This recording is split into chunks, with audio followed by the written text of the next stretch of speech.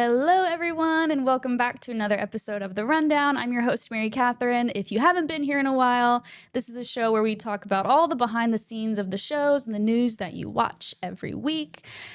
All throughout August, we've been doing back to school topics. And so today I have two guests with me. I have 8 News anchor Deanna Allbrittin, and we also have Maegan Deibler. And Maegan, I'm sorry, I forgot to ask what your official title is, what I should call you. I am an account executive with WRIC. So I have been on the team since November and love every minute of it. Yeah. And sales specifically. Yes. Sales, yes.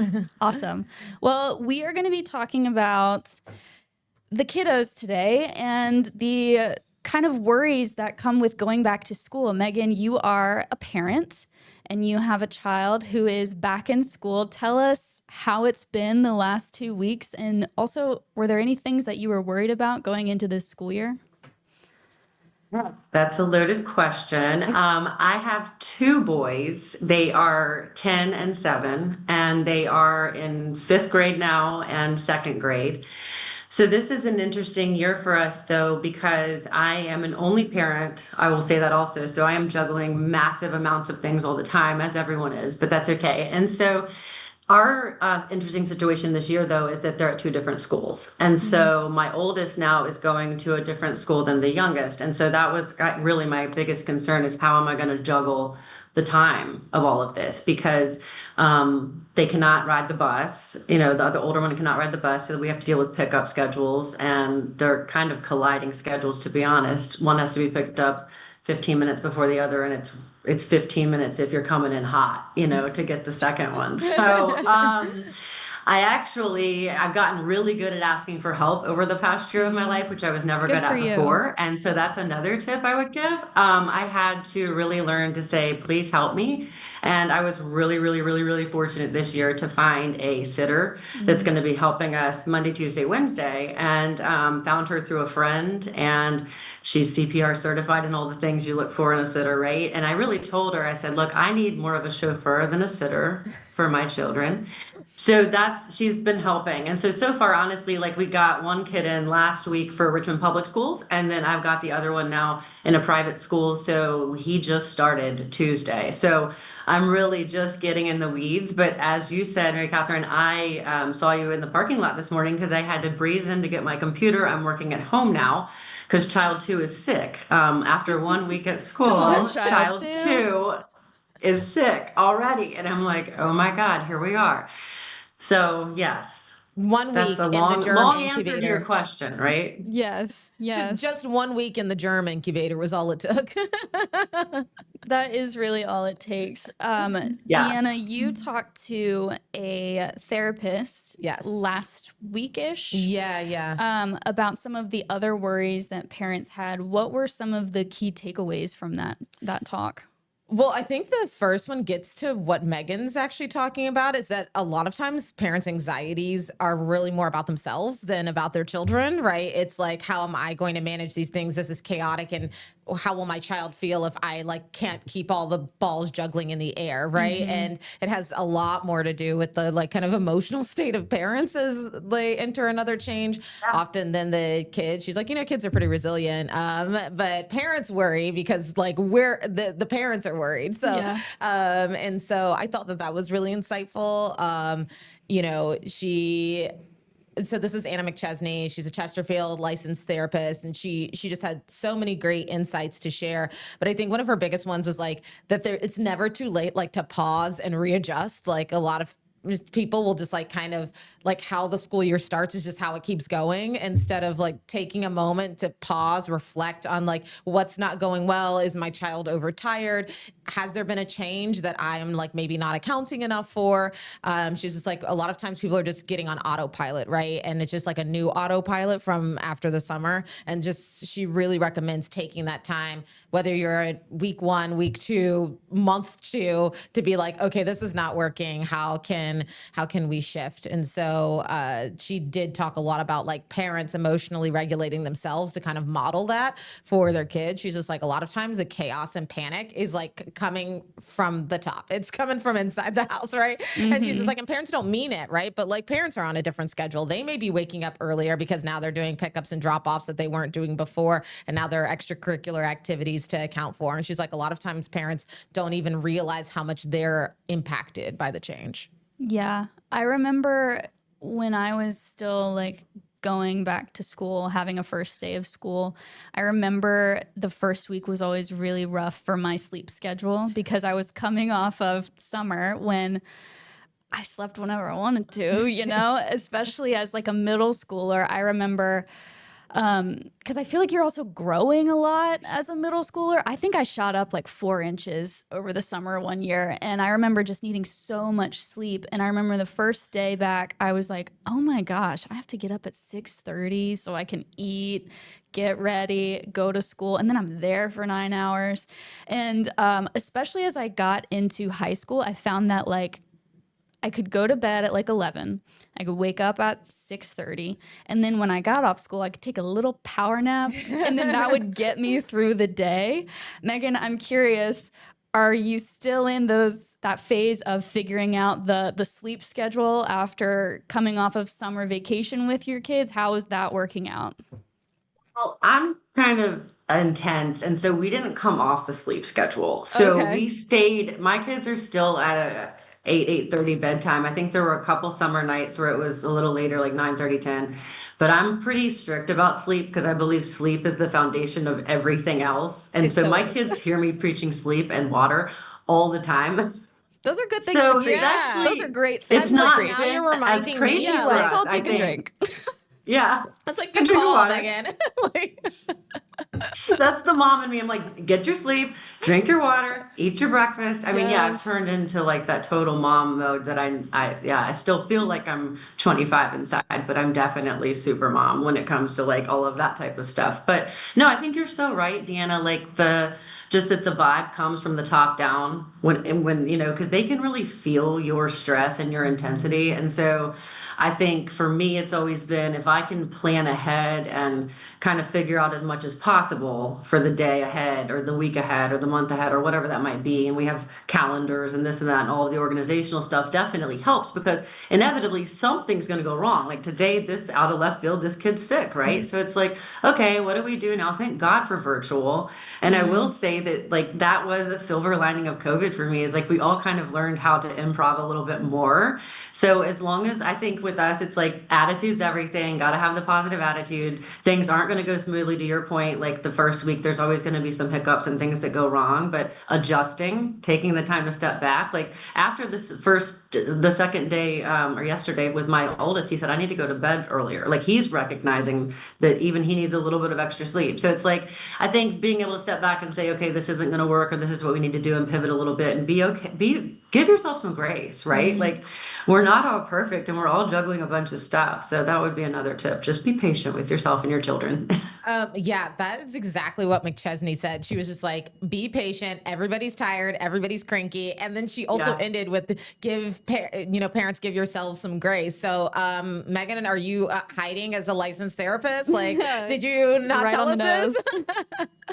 No, I just find that things go smoother when we're prepared and I don't feel as stressed and then I feel like I don't know. So I'm just feeling the vibes, I guess. So yeah. Yeah. Well, Deanna, what else came from your conversation with McChesney? Is that her name? Yeah. So it's great to hear that Megan really protects bedtime because that's she was just like above all else in routine is protecting bedtime. So like Megan, you're already doing that. But she said, the biggest challenge as people's kids get older is protecting bedtime when it comes to cell phones. She is one of the therapists who draws a hard line on cell phones. She's just like, as a parent, you can't be afraid to tell your kid we're not doing cell phones. phones now. We're not doing cell phones until you're 14 or 16 or whatever you and your family have decided is appropriate. And she's just like, and really push back when they start. She's like, inevitably around 5th or 6th grade, they're going to start saying everybody has a cell phone. And she's just like, have them list out who everybody is. She's just like, it's 2 kids in the whole class. Like, and she's That's just awesome. like, she's like, it's 2 kids in the whole class and one person who has their mom's old brick that doesn't connect to the internet. And that's everybody.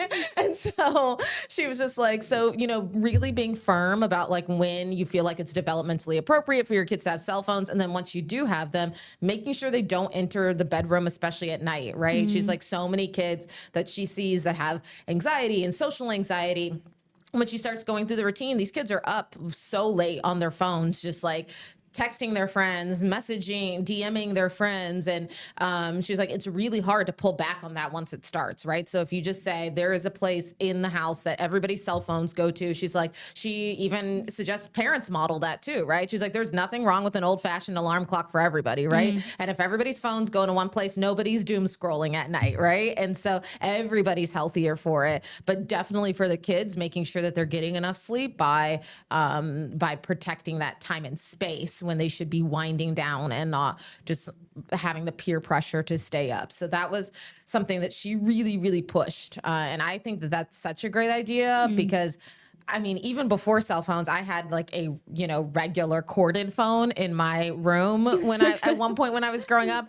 And the way that as soon as my parents went to sleep, I would pick that phone up and call people and I'd be under the covers until like 1 in the morning talking to someone. And then I had cordless. Oh, you can do anything with me. You can tell me anything. Like I'm staying up until I fall asleep talking to a friend. Yeah. And so I can't even imagine how much more that would have been, especially for someone who is as extroverted as I was, if I had social media in the palm of my hands and the ability to talk to countless people instead of just one person. Yeah. I remember I got my first like flip phone when I was in like 6th grade because I was doing a lot of traveling for like dance classes and stuff. And my mom was like, I want to be able to call you after school because I would carpool with different people. And then when I got my first smartphone, that was something that my mom implemented right from the get-go was at night, this goes in my room and it charges and it's safe. And then in the morning it goes in your dance bag. And then you're not up all night on social media because it was like Instagram had just become a thing. I was like 12, 13 years old. And I was like, oh my gosh, all my friends are on social media. And that sort of eased as I got into high school because I was just doing a lot more things. And my mom could see that I was growing up and becoming responsible, and she kind of trusted me more. But something that I did implement for myself starting in high school and going into college was just like that important bedtime routine, which was like my bed is a sacred place. I don't take my phone into it. I take a book or something that I can like get away from a screen for a moment to just not have that distraction. And it's hard. Sometimes it's hard, especially when you just feel like you need to decompress and it's so easy to just scroll mindlessly. Like my brain checks out. I'm not doing anything when I'm doing that, right? And so it's so easy to feel like that's relaxing, but it's not. It's so stimulating for your brain. It's so not Just relaxing. constant dopamine hits. Yes. Yeah. So looking back on it, I was happy for that. Is boundaries, establishing boundaries. And that's what so much of this is as a parent, because it's like the boundary of like, I'm allowed to say no, and that's my simple answer, right? Yeah. Like we had a conversation in the car yesterday. I don't even remember what it was about. And one kept saying, well, why not? And I said, look, I'm allowed to say no. And that's where this conversation stops. And we ended that conversation. And the boundary of bedtime is like, this is your bedtime and this is the pattern of behavior we repeat. And so that's another thing is like just the patterns of behavior that you can implement with children. Children like routine. They really do, I think, thrive when you put them under that type of settings and they know what they're doing each day, right? Because think about that. Like kids don't have a phone all the time. Most of them don't. Like mine definitely don't. The oldest one has a watch that I can track him on if he's riding his bike. And he's 10. And I think probably 14 to 16 is the range I've heard for cell phones at this point. I know I didn't get one. I'm 42. I didn't get one until I was 18 going to college. But that was, then. I mean, so I do think 14 to 16 is probably more reasonable now, especially we live in the city and my kids walk a lot of places. But no, I think the long and short of everything probably in life is boundaries, right? And just figuring that out and establishing those. And, I think so much of the time it's hard to be that parent when you want to be nice and kind and friendly to your kids. And you can be nice and kind, but you still have to be that parent, right? So you can't always be their friend. So I think that's my advice for any parents that are struggling right now, is just to try to think about like some structure you can implement and some boundaries and just organization. Well, sometimes, and I try to remind people of this, sometimes it's not kind to give people boundaries, right? And set expectations, right? Because when people have lived a lifetime of not having that, then what happens when you get to become an adult and you can't make those decisions you're on your own because you weren't given like healthy modeling, and then have like no kind of mental infrastructure with which to make those decisions with. And so I think that you really bring up a good point. I know you mentioned the watch. That's one thing that she recommended, is parents like looking at watches or trackers. Like if the thing that you're worried about is tracking, or like then getting a tracker or getting a phone, a watch where you can track your kids, looking at phones that don't connect to the internet. If you really want to be able to call your kids. I mean, I had a flip phone, but I mean, that was out of just like you, Megan, there was no option for an internet connected phone. And so, but even once when there was, data was so prohibitively expensive that if you even happen to accidentally click the browser button, you like were furiously trying to get out. And so I did not have something that was like routinely connected to the internet until I was in college. And by then I had already developed a lot of better habits, but MCAT, you're very impressive. The fact that the phone isn't even near the bed. I really only do that when I've like gotten to a point where like I'm at an extreme. It's just like we have to take drastic measures to fix my sleep hygiene. The phone needs to be on the dresser on the other side of the room. And I'm not perfect, but it's sometimes it does sneak its way in sometimes. But I've picked up reading in the last year more, and so I've been trying to just like hard cut off 7:15. My phone goes on the charger because you work mornings. To be clear for everyone, yeah. To be fair, I work mornings. I'm constantly afraid I'm gonna oversleep, and so it's right next to my bed, so I can hear that rah, rah in the morning. But it has been helpful. I sleep so much better when I do that. And just on the topic of phones in general, I know I find a way to bring up that I'm getting married in every podcast I do. I'm getting married in 45 days, y'all. And Yay! so I'm in that phase of thinking about, I'm going to be a wife, then I'll be a mother one day. And so one thing that I feel like I'm paying attention to a lot more, especially in our coverage this year, is just like the concern about safety at school. And I know the argument from a lot of parents is that I want my child to have a phone at school for safety reasons. Megan, what are your thoughts about that? Is that a concern that you have when you send your kids off in the morning about, are they going to be safe? Will they be protected? What is that like for you? Oh, I was of the school of thought that I didn't think phones should have ever been in the schools with the students unless there was a medical need, to be quite honest. I know of several families that have children with diabetes, for example. That's necessary, obviously, to monitor what's going on. And the teachers are very involved in that process as well. But I just old school, I guess. Like I kind of was surprised when my child oldest, who's now 10, started at Richmond Public. I'm like, they're allowed to have phones? Like, I don't really understand that. First of all, I don't understand really why an elementary school age child would ever have a phone. But that's my personal like cutoff, right? I'm like at 10, 11, 20, really? But so no, I feel like if you're going to send your child to school, you should have at that point, or at least I have at this point, done my due diligence and investigation to feel like they are in a safe space, right? Like the doors are locked, they have certain safety protocols they go through, they do certain safety drills. You know, if you're doing your due diligence and you feel safe to send your children there, then you shouldn't need a phone. There are phones in the classrooms, the teachers have them. It shouldn't become an issue. And again, that's my opinion. I feel like I'm going to get bashed by some people on that. Oh my gosh, but no. Yeah. No. We won't allow it. I mean, I'll join you in this and I'll get bashed because I'm not a parent yet. I do have some friends who have been quite strict about screen time for their kids. Most of my friends' kids are just like entering kindergarten or elementary school at the oldest, but they've been pretty strict about screen time, really feel like they notice a substantive difference in their kids' cognitive development versus their peers. And so that has really made an impact on me and what I want to do moving forward when I have kids of my own. But my big thing has always been that so I've participated in those like active shooter drills that sometimes police departments put on for churches and things like that as a reporter. And the biggest thing that always comes back to my mind when parents say they want to make sure their kids have a cell phone or that they can reach them is that it really is mostly about the parents and the parents feeling like they can reach their kids and know that they're safe.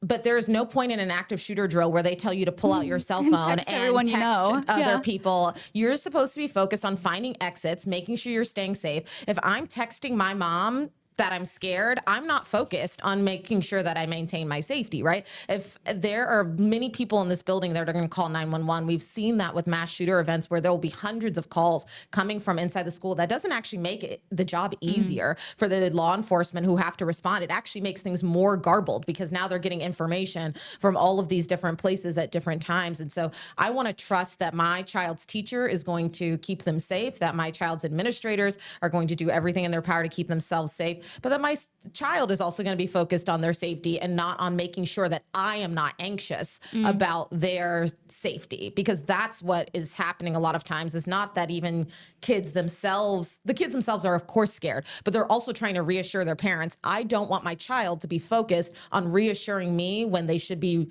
making sure that they're keeping themselves safe. And that is just a thought process that I've developed over years of reporting on events, unfortunately, and being in these drills. And who knows, maybe when I'm a parent, it's going to make me anxious as all get out to make that decision and hold the line. But I think that from what I've seen, it feels like you're not out of bounds or, to be making the call that you're making for your children right now. And I'm sure that has to be tough sometimes when folks around you aren't making necessarily all the same call. I think you're right. I want to chime back in because I think not having kids for you to have that perspective is great, because I see a big problem now with children that I see around my kids, in that you get to your point of it's for the parent, it's for the parent, it's for the parent. And it's like there's so much micromanaging and helicoptering of these kids that, like, I'm terrified if a lot of them are ever in a situation, what they would do on their own. Whereas my children, I think the biggest job as a parent you can do for your child is to prepare them to be on their own one day. That is inevitably what you sign up for as a parent. Like at 18, they should be prepared to leave your home and do whatever it is they're going to do at that point, right? Like some will go to college, some will go to trade school, some will work, like whatever it's going to be, right? But you're supposed to prepare them to do that. And if so, also, if you have a 10-year-old, even like if you're walking through the grocery store and he wanders into another aisle or something, I mean, at some point in time, a child's going to be alone by mistake or not, and need to know kind of what to do on their own. You need to talk through that process with them. So yeah, I think exactly, like to teach them to use their brain to problem solve in that situation rather than to look down at a device and let my mom know what's going on. That should not be your first reaction in that situation. Yeah. You should save your life. So one thing that McChesney also brought up, Anna was saying that she really thinks that a lot of parents should, if they haven't already, should read Anxious Generation. And I've actually just started reading it, and I've listened to podcasts where the author has spoken before, and he just talks about how we have created the parent shift in parenting styles, where the pendulum swung almost the complete opposite direction, right? From like, I don't even know if it would be called free range at this point, like where parents didn't know where their kids were or what they were doing, and kids were going to buy packs of cigarettes for their parents, to like extreme helicoptering and micromanaging, and how we've created adults right now that are young adults who are anxious about everything, right? And anxious about failing. And he talked about how, like, you go to playgrounds now and parents are very involved in the play with their children instead of letting them roam around with other kids. Like, that's how you learn social skills, right? And like, that's how you learn like that maybe you threw that thing too hard because other kids are crying, right? That's how you learn that you shouldn't grab that bar. You're not tall enough for it because you fell, right? But parents want like everything often to be so soft because that's considered like you're protecting your child, that parents are so worried about protecting their children that they overprotect them outside and underprotect them on phones, because that's not a danger that they can as easily see, or the impacts that you can as easily see. And so she, during her interview, mentioned it twice, that parents should read this book, that they should read it with their circles of friends, because you almost need to create that village of other like-minded parents who are going to kind of toe the line the same way that you are, that have similar philosophies around kids being exposed to things. And she did talk about like being really like intentional about putting your kids in settings where they can socialize with other kids and practice social skills, because that's what's making kids really anxious, that she's sees in her practice is that they get into school, and that the more that they actually have to interact with other kids, they have had so little practice doing it and having to integrate themselves in other social groups that it makes them anxious to do it because they don't have practice. 100%, 100%. Like my oldest that just started a new school this year, he wasn't anxious at all. And I'm feeling like I'm like tooting my own horn here, but like my kids didn't have tablets. They never had them. And so they were the freaks or whatever, like the outcasts that didn't have them. But we always did stuff together outside, and we were going and hiking. And I always, then when they would ask to go to the playground, I'm like, I'm not a playground mom. Like, I just didn't want to sit there. Cause like, I wasn't going to get on the playground equipment with them, but I didn't want to sit still. So I'm like, let's go for a hike. Let's go for a walk. Let's go for a bike ride. So I really feel proud of that though, because I think that it's taken a lot of effort on my part to always be active with my kids. And I even have people comment like, oh my God, you're always so busy. Yes, I am busy. And yes, I'm tired, but like they know how to talk to others. They know how to have a conversation with adults. Deanna's actually met my oldest son. He was in the spelling bee that she hosted last year. So, I mean, they're both pretty responsible boys. And I think that takes a lot of effort on behalf of the parent. So, yeah. Yeah, it is a lot of effort. I do hear from people who are saying, well, how do I keep my kid engaged or entertained? And like, that's the other thing that the author of Anxious Generation talks about. Is like, it's okay to be bored. Kids should know what boredom looks like and how to resolve it for themselves, right? I had many boring days as a kid stuck inside when it was snowy or rainy. I grew up in Ohio, and my brother and I developed whole languages to speak with each other. We like came up with whole games where we were different countries and at war with each other and figuring out how to navigate geopolitical That's so checks out for you, Deanna. Yeah, you said that checks out. That checks out for you. Yeah. No, I am the oldest sister, so I did bully my brother probably into doing a lot of these things with me. Yeah. But it is really good for kids to know what boredom looks like and to solve it for themselves. And also, there's nothing wrong with a coloring book and some crayons. My mom always kept those on hand, and if we were really bored at a restaurant or something and couldn't make up a game on our own, then here comes the coloring book. Here comes the word search. And so I think that you're right, though. It takes a lot of effort. A lot of parents are spread really thin. They're battling all of these different forms of communication themselves, right? And so it's something that I imagine is just really, really tough. Yeah, I think that to that point too, maybe it's something that you can incorporate doing with your child. Like I saw something recently that said if you want to have a strong bond with your child, exercise with them. Mm-hmm. And I think that, we all are trying to everybody's trying to improve themselves, or you should be, right? And so with us, it's like, I have soccer practice 2 nights a week for one kid and 1 night a week for the other kid. So the other one that's not practicing will walk together at Bryant Park while we're there. So try to do something. I think active is a great example of something you can do to bond with your child, that you're doing it together that way and breaking a sweat, or just, I don't know, it's a time to talk and not be plugged into a device. Yeah. Mm-hmm. My mom and I used to do Tybo together before we'd watch Oprah. Cool. Yes. I love that. Tybo and Oprah. Tybo was hard. Tybo was very hard. Yeah, it is. This just brings me back to a story we ran on 8 News at 9 like a few months ago. I guess it was probably like right at the beginning of the summer, but it was about having a 1980s summer and how people were encouraging kids to have like safe, reckless time, which is basically like, go try the balance beam at your local playground and fall off and don't be scared about it. Yeah. Because like that's what your parents did in the 1980s. Like they rode their bikes to the playground and they went and jumped off a swing set and they scraped their knee and they were okay. And it was a really fun story. And I think the anchors talked about it afterwards because I didn't grow up in the 1980s, but my parents grew up in the 1980s. And that was kind of what they instilled in me and my neighbors growing up. Like, we rode our bikes and we got Slurpees, and it was on a busy road, but I learned how to ride a bike safely on a road because I did it. And it's something that when it was happening, I was terrified, but when it was done, I was like, wow, I'm so glad I learned how to do that. And looking back now, I'm like, when I'm a parent, thank you, Mom. Thank you, Uncle Ron, who lives across the creek. Like, thank you for teaching me how to do those things, because now I can tell my children, like, it might be scary, but you're going to learn something out of this and you're going to grow because of it.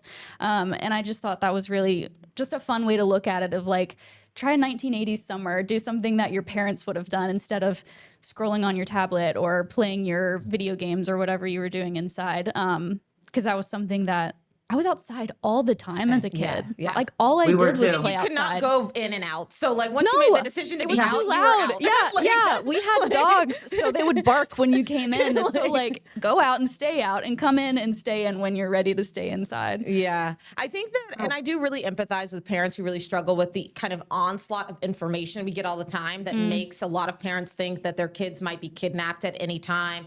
That really is a fear for a lot of parents. Well, especially when we report things all the time on it too, you know, and they're it used to seeing be it. that people only heard about what happened in their neck of the woods, right? And so kidnappings might not seem that common. And then once you have, you're connected to the world and you can see things happening everywhere, people all of a sudden are like, oh my gosh, I'm terrified of this.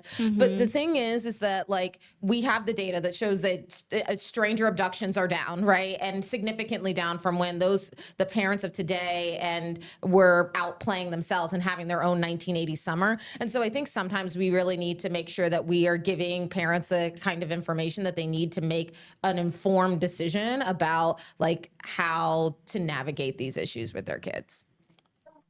To your point too, rewinding back to like making sure your child is competent to handle that situation. Like we've talked about, like, okay, if you're ever in a situation where a stranger comes along and says anything, you find an adult, you run, right? So the abduction thing has always been so interesting to me that people think their children are going to get kidnapped, because I do feel like, to me, I look at it and like the likelihood of that seems really slim, you know? So I don't know, I mean, maybe it's just the way you're processing your data, because to me, I do feel like we're almost safer now in our society with our children than we were in the 80s or the 90s when we were all growing up. I was growing up, because my parents half the time never knew where we were. I mean, you know, like it's like, and back this up, right? Get out of the house and don't come back till dinner. Like, okay, you know? Yeah. And police back this up. The FBI backs this up. Like kids are less at risk for stranger abductions today than they were once upon a time.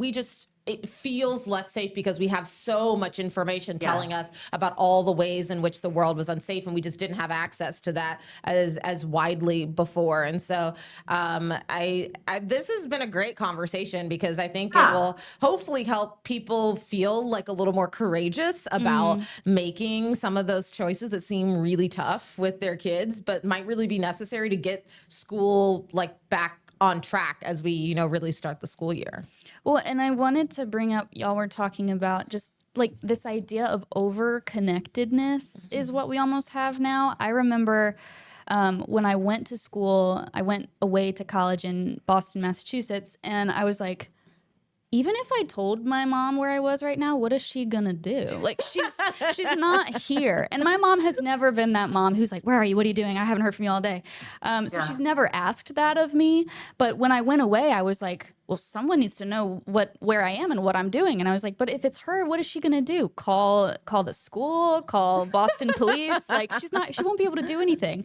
And so it became a thing where I was like, if I'm going somewhere, if I went on a run or a walk in the Commons, I just texted my friend. I was like, hey, if you don't hear from me in like 40 minutes, I might be dead, but like probably not. Like I'm probably just enjoying my walk. So that's where I'll be. And probably my phone died. Yeah, and probably my phone died because I was listening to a podcast, and I'll be back later.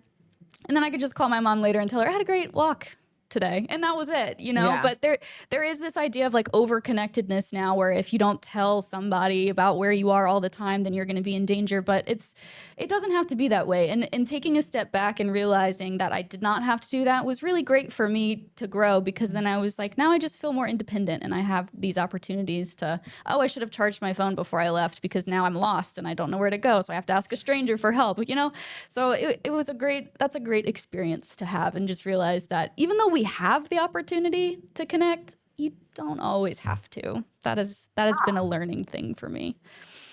Exactly. Disconnecting is good sometimes. It is. Yeah. I love disconnecting. I love when I go a day with no texts. Yeah. What a treat. Or just like accidentally leave your phone at home and then you just like go hours without it. I just love it. It's happened twice to me this summer. Once last night, I was walking to the concert, Simple Plan 303 and Bowling for Super at the amphitheater. We walked over. I realized after I walked out of the house that I left my phone.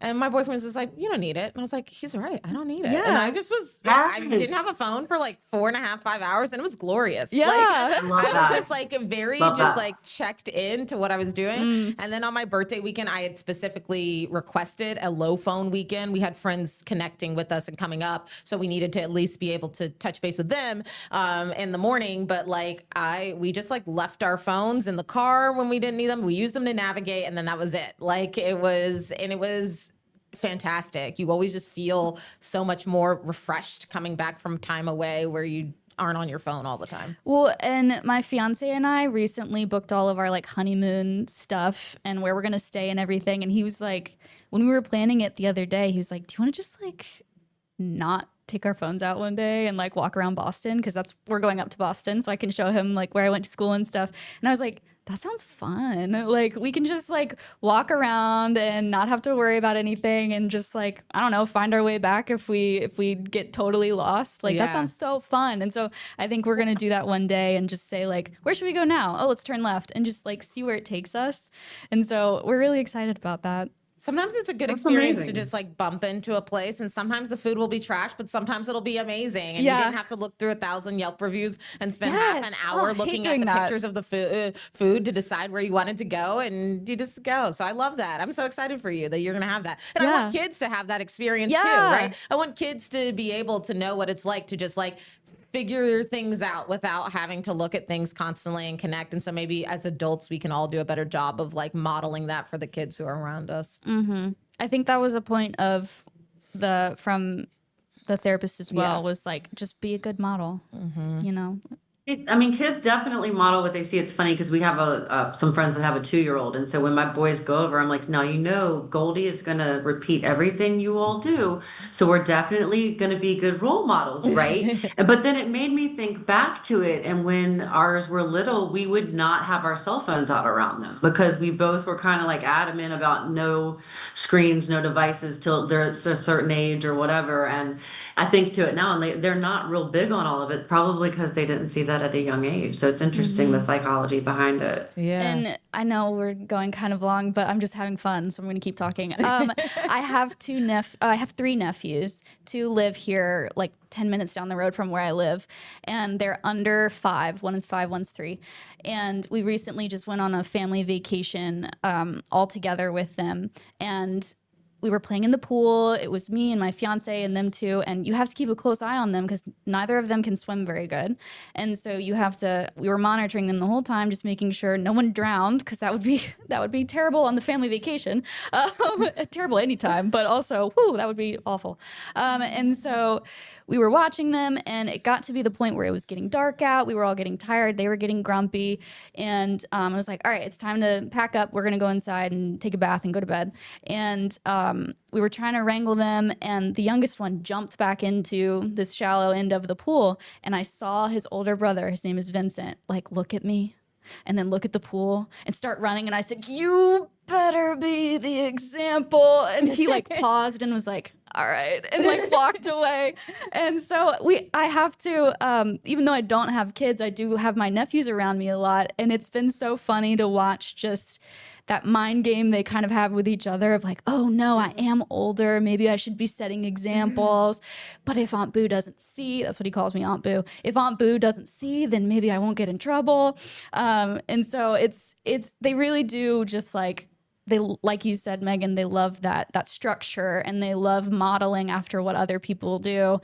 And I could see, we just spent like 7 days with them fully at this beach house, and they really picked up a lot of things that were going on around them. So it's just fun to see. That's good training for you Yes. as you go. And Deanna's done all the research in the world, so she'll be prepared whenever the day comes too. Yeah. You Yeah, I guys are would going say to that make my- great moms whenever you decide to do it, if you decide to do it. Well, Yeah. thanks. Thank you. I always say that my biggest training manual is that I'll probably be the last of my friends to have kids. And so I've just like gotten almost too much information maybe about childbirth, but, and postpartum. But like I've just had so many people who are going to like try different things, and you can kind of pick and choose what works for you and your family. And I love that I have that ability to see all of these people who are my peers around me having to navigate these things first before I try it. Yeah. Yeah. Well, thank you both. This was such a lovely conversation. I'm sure someone's going to get something out of this. Yes. I just know it. There was too much good information here for someone not to walk away with some good tips. So thank you both, and we'll see you next time. Thank you, MCAT.